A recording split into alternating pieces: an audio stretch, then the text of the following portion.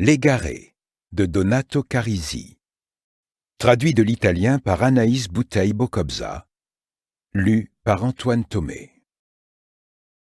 Elle était fatiguée. Elle avait peur. Elle voulait se reposer. « Écoute, Sam, tu veux que cet homme paie pour ce qu'il t'a fait, n'est-ce pas? Et surtout, tu ne voudrais pas qu'il fasse la même chose à quelqu'un d'autre. » Cette fois, la larme coula sur sa joue et s'arrêta au bord du masque à oxygène. « Comme tu l'auras compris, je ne suis pas un policier, » poursuivit l'homme. « Je n'ai pas de pistolet, je ne poursuis pas les criminels, je ne me fais pas tirer dessus, » dit-il en riant de sa propre blague. « En vérité, je ne suis même pas très courageux. Mais je peux t'assurer une chose, nous l'attraperons ensemble, toi et moi. Il ne le sait pas encore, mais il existe un endroit d'où il ne peut pas s'échapper. Et c'est là qu'aura lieu la chasse. Pas dehors, mais dans ton esprit. » Cette dernière phrase la fit frissonner. Elle ne voulait pas l'admettre, mais elle avait toujours su qu'il était entré dans sa tête, comme une sorte de parasite.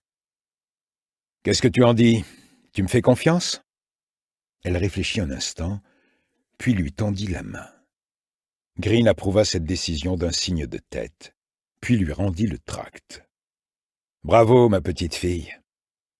Tandis qu'elle essayait de se familiariser avec son propre visage sur la photo, le docteur se tourna vers la table et actionna l'enregistreur.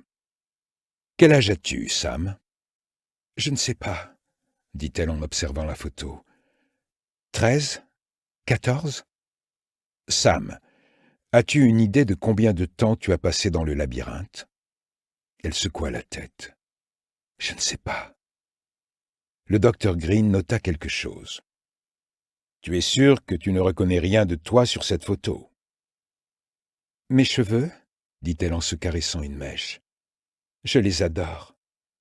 Me caresser les cheveux est mon passe-temps préféré dans le labyrinthe. » Ce souvenir affleura soudain comme un flash. Je les coiffe avec mes doigts pour passer le temps, en attendant un nouveau jeu. Rien d'autre?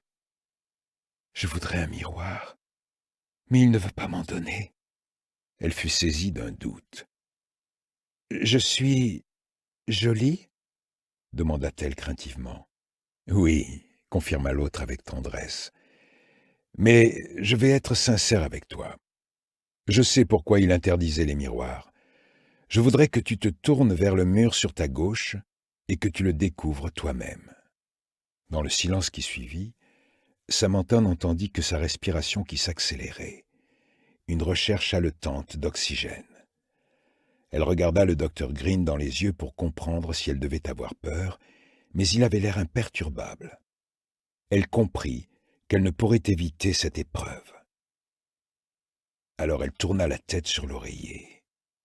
Elle sentit l'élastique du masque se tendre sur sa joue. « Maintenant, je vais voir la fille du tract, et je ne vais pas me reconnaître. » Mais la vérité était 1000 fois pire. Quand elle rencontra son reflet, il lui fallut un moment pour visualiser l'image qui lui était renvoyée. « Tu as été enlevé un matin de février alors que tu allais au collège, » lui expliqua le docteur. La petite fille aux cheveux châtains du miroir était devenue vieille. Elle éclata en sanglots. « Je suis désolé, » dit Green. « C'était il y a 15 ans. »